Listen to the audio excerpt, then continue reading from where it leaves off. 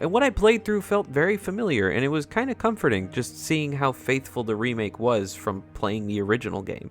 Aside from the small changes between the remake and original, specifically the layouts of some rooms or just some rooms not existing altogether.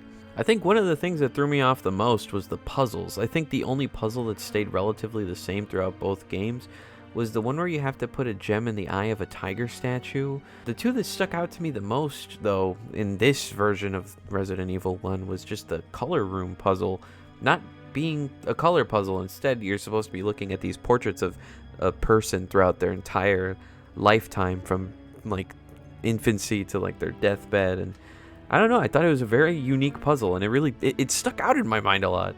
Also, that one room from the remake that I just irrationally hate, it exists here too, but it's not as bad in my opinion. I think it's, I don't know, why did the remake have to make it spin? It's so stupid.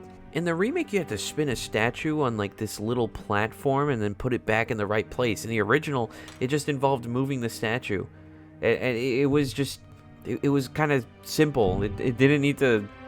I don't know, it felt more like a hassle in the remake for some reason. I don't know why. I did like the change in that one room with the knights as well, where the knights order and whatever that you had to place them in was replaced with, having to move the knight statues over poisonous gas. Also, I think the room where you had to move these two statues and not get Jill crushed by the walls doesn't exist in the original either.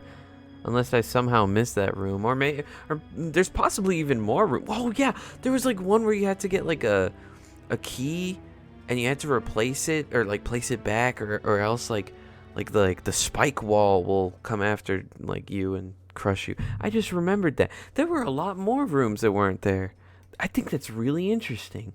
That wasn't meant to be in the script. I literally just remembered that now.